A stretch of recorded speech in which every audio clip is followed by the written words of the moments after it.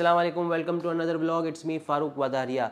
भाई काफ़ी टाइम से लोग मुझे मिस कर रहे थे, बोल रहे थे भाई कोई नई अपडेट नहीं आ रही वीज़ो के हवाले से। तो सर मैं पहले भी एक बार बता चुका हूँ कि मैं खाम का कंटेंट नहीं निकालता, कोई अपडेट होगी तो आएगी, नहीं होगी तो नहीं आएगी। अब जब मैं आया हूँ तो लाजमी कोई अपडेट लेके आया हूँ। तो आज का जो स्पेशल ब्लॉग है हमारा यूएई के हवाले से। यूएई के लिए काफ़ी लोग परेशान हैं और मैं शॉक्ड हूँ इस चीज़ को देख के कि यूएई वो वीज़ा बन गया है कि लोगों को मतलब टेंशन हो गई है कि यार दुबई का वीज़ा नहीं लग रहा, दुबई जाना है। क्योंकि ये वो वीज़ा होता था कि 15 साल का बच्चा भी अगर जाना चाहता था या 15 साल से छोटा बच्चा भी अगर जाना चाहे अकेले, तो वो क्या करता था, अपने पासपोर्ट की पिक्चर ट्रैवल एजेंट को देता था। ट्रैवल एजेंट नेक्स्ट डे ही उसको खाली पासपोर्ट के बेसिस पे वीज़ा इशू कर देता था, कोई एनआईसी कोई पिक्चर नहीं मांगता था। यूएई यूँ वीज़ा इशू करता था। अब वही यूएई हमारे लिए प्रॉब्लम बन गया है। वजह क्या है ये हम सबको पता है, मुझे डेप्थ में जाने की ज़रूरत नहीं है उस वजह की। बस यही है कि हमारी अपनी गलतियों की वजह से और कुछ लोगों की वजह से सारी कौम को ये परेशानी उठानी पड़ रही है। खैर डेप्थ में मुझे जाना नहीं है क्योंकि ये कंटेंट उस चीज़ के लिए नहीं है, अपडेट के लिए है। तो जी मैं आज यूएई की अपडेट देने के लिए आया हूँ। तो ख़ास करके अब जब मैं यूएई की अपडेट देने से पहले मैं सोच रहा हूँ कि आप लोगों को हर वीज़े के बारे में छोटी मोटी अपडेट दे दूँ कि आजकल क्या चल रहा है। कनाडा अपने फ़्लो में चल रहा है जिस तरह चल रहा था, लेकिन कनाडा की अब डिमांड वो चीज़ ख़त्म हो गई है क्योंकि वहाँ पे भी जो लोग जा रहे थे उनको मतलब वहाँ पे टैक्सेस वगैरह ये वो, तो वहाँ पे भी कोई बहुत ज़्यादा इकोनॉमिकली बंदा जाके खुश नहीं रह रहा। तो जितने भी मेरे जानने वाले भी अगर गए थे, जहाँ जो घूमने के लिए जाता है उनको कोई इशू नहीं है, जो वहाँ कोई काम करने के लिए जाता है तो वो भी, मेरे भी कितने लोग वापस आ गए हैं 4-6 महीने गुजार के। तो कोई मतलब लोगों को जो एक पीक बहुत बहुत ज़्यादा हाइप हो गई थी कोविड के बाद जो कनाडा की, वो हाइप ख़त्म हो गई है क्योंकि वहाँ जाके लोगों ने जो फेस किया और फिर यहाँ आ गए। तो अब वो मामला ठंडा हो गया, तभी अब कनाडा कनाडा इतना सुनाई नहीं दे रहा। हाँ, अब यूएस के बारे में बताता हूँ। यूएस साल एंड है, रिफ्यूज़ल आ रहे हैं। बस अभी इसके लिए मैं अलग यूएस के लिए मैं अलग से कंटेंट बनाऊंगा क्योंकि इसके लिए मुझे काफ़ी बातें आप लोगों से करनी है। बस अभी मैं इस वीडियो में इतना सा कहता हूँ कि अभी ईयर एंड के अंदर इंटरव्यू ना दें, नए साल में 2025 में जनवरी फरवरी में इंटरव्यू दें। अब नवंबर दिसंबर आ रहा है तो 2 महीने आप लोग स्किप कर लें क्योंकि अभी रिफ्यूज़ल आ रहे हैं। सही है, इंशाल्लाह जनवरी के बाद से वापस अच्छा रेशो हो जाएगा यूएस का। अब आते हैं हम बैक टू यूएई। हाँ भाई, काफ़ी लोग परेशान हैं यार, दुबई जाना है क्या करें। इतने मैसेज मैंने ज़िंदगी में किसी वीज़ा के लिए नहीं देखे जितना लोगों को दुबई जाने के लिए परेशानी हो रही है। क्योंकि हमारे यहाँ से ऐसा है कि लोगों का दुबई में कुछ ना कुछ काम छोटा मोटा मतलब इस तरीके से चलता रहता था। तो लोगों को टूरिस्ट वीज़ा पे जाते थे अकेले और 2-4 दिन में वापस आ जाते थे वीज़ा इशू करके, वीज़ा भी 1 दिन में आ जाता था। अब परेशानी हो गई है कि भाई आप फैमिली के बगैर ट्रैवल नहीं कर सकते। अब मैं इसकी आपको स्टार्टिंग से बताता हूँ कि यूएई ने किस तरह हमारे पे सख्तियाँ स्टार्ट की और अब क्या सिचुएशन है। पहले यूएई ने वीज़ा बंद किया यंग लोगों का, मतलब 40 साल अंडर 40 जो हैं उनको अकेले वीज़ा नहीं मिलेगा, फैमिली के साथ मिलेगा, अबव 40 जा सकते हैं। फिर इसके बाद एक कंडीशन आई, तो उसके अंदर क्या हो रहा था, लोग शारजा वगैरह से इशू करवा लेते थे। फिर शारजा ने मतलब पूरे यूएई ने आहिस्ता आहिस्ता, पहले दुबई ने बंद किया, अबू धाबी ने बंद किया, शारजा ने बंद किया, अब पूरे यूएई से बंद हो गया अंडर 40 के लिए। फिर अबव 40 भी जा रहे थे, फिर कुछ टाइम बाद अबव 40 का भी बंद हो गया। फिर अब तो ये हालत है कि 80 साल का भी अकेले नहीं जा सकता। फिर ये था कि फैमिली की कैटेगरी क्या थी। हाँ, अगर फैमिली के अंदर जैसे मैं हूँ, अगर मुझे अपने फादर के साथ ट्रैवल करना है तो मैं अपने फादर के साथ वीज़ा इशू करवाता था और चले जाता था। ठीक है, इसके बाद अब ये वाला वीज़ा भी बंद हो गया कि मतलब फैमिली की कैटेगरी के अंदर फ़ीमेल का होना लाजमी है। जैसे मैं अपने फ़ादर के साथ नहीं लगा सकता, कोई भी अपने फ़ादर के साथ नहीं लगा सकता, मदर का होना लाजमी है। या आप मदर के साथ लगाओ या अपनी वाइफ के साथ लगाओ, मतलब बाप बेटा साथ नहीं लगा सकते, बाप बेटी साथ नहीं लगा सकते, माँ बेटी माँ बेटा लगा सकते हैं। सही है। इसी तरीके से कोई अगर मेल है, बॉय है या मैन है, मतलब आदमी है या अंडर 40 हो या अबव 40 हो, या तो वो अपनी माँ के साथ वीज़ा लगा के ट्रैवल करे या अपनी वाइफ के साथ। सही है, तो ये अभी सिचुएशन है। अब इसके अंदर काफ़ी लोग फंस गए।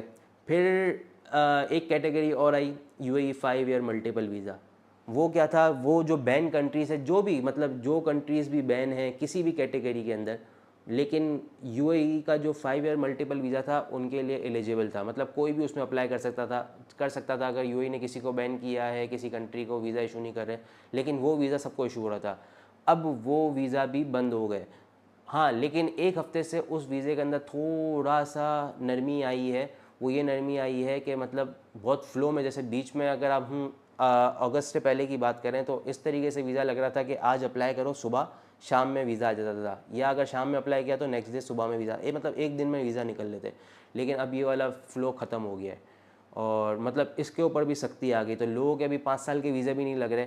हाँ, लेकिन अब एक हफ़्ते से जो मैं अपडेट दे रहा हूँ उसके अंदर ये है कि वीज़े निकल रहे हैं। मतलब 5 साल के बीच में तो बिल्कुल बंद हो गए थे, लेकिन अब ये है कि अब 5 साल के वीज़े भी निकल रहे हैं, लेकिन काफ़ी टाइम लेके निकल रहे हैं।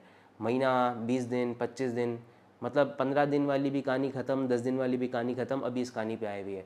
ठीक है, अब आप मुझे बोल रहे थे भाई आपने शुरू में बोला था कि आप एक खुशखबरी लेके आए हो यूएई के हवाले से, वो क्या खुशखबरी है? तो अब आते हैं यूएई के हवाले से खुशखबरी के ऊपर। वो खुशखबरी ये है कि अक्टूबर 31 अक्टूबर को यूएई ने बोला है कि हम एक नोटिस जारी करेंगे वीज़े के हवाले से। ठीक है, अब वो 31 अक्टूबर को करते हैं, क्या करते हैं वो पता नहीं, लेकिन उस नोटिस के बारे में आना शुरू हो गया है बाकायदा प्रॉपर मीडिया के अंदर, यूएई वेबसाइट के अंदर, के ये जो पाकिस्तानियों के वीज़ों का इशू है इस हवाले से नोटिस के अंदर जो, अब मैं आपको जो अफवाहें होती हैं, जो लोगों की सुनी या इधर उधर पड़ी हुई बातें, उस हिसाब से अपडेट देता हूँ। कितनी बातें सच्ची हैं कितनी झूठी हैं पता नहीं।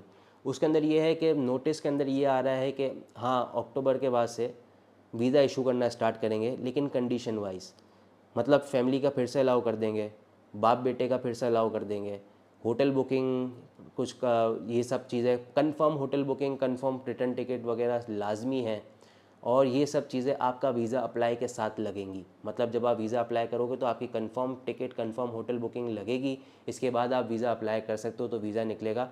हाँ, dummy ticket, dummy hotel booking नहीं लगेगी, एक ये कंडीशन सुनने में आई है।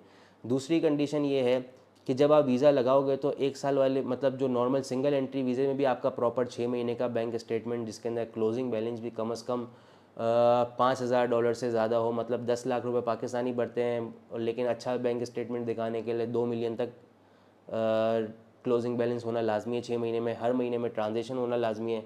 जो 5 साल वाले वीज़े की कंडीशन थी वो सेम वीज़े की कंडीशन इसमें भी लगा दी।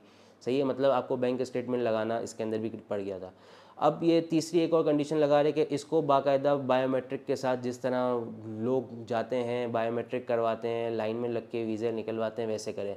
लेकिन ई वीज़े की कैटेगरी इस तरह नहीं होती, तो वो अब ये कितनी बात सच्ची है इसका पता नहीं, लेकिन मुझे भी ये बात समझ में नहीं आ रही कि बंदा मतलब यूएई एम्बेसी जाके ई वीज़ा लेके आए अपना अप्रूवल करवा के।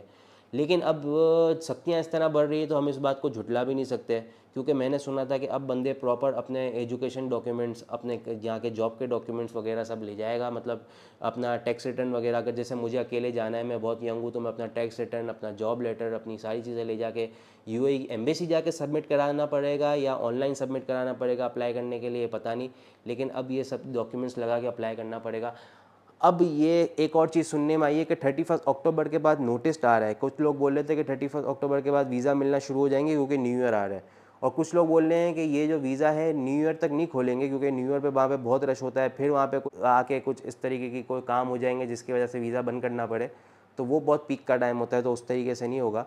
तो ये मेरे हिसाब से जनवरी के बाद से फिर से रेशो तेज़ हो जाएगा, लेकिन कुछ ना कुछ बड़ा होने वाला है। दुबई को भी इसकी वजह से काफ़ी फेस करना पड़ रहा है, क्योंकि दुबई का एक अच्छा खासा जो पैसा है, एक अच्छा खासा बिज़नेस है जो पाकिस्तानी इंडिया से चलता है, और रोज़ की कितनी कितनी फ़्लाइटें यहाँ डेली लगी होती हैं। मतलब मैं आपको कराची की सिर्फ बता दूँ तो कराची में सिर्फ एमिरेट्स की ही सिर्फ यूएई से जो है ना 5 फ़्लाइटें हैं कराची के अंदर, 4 से 5 फ़्लाइटें डेली की हैं।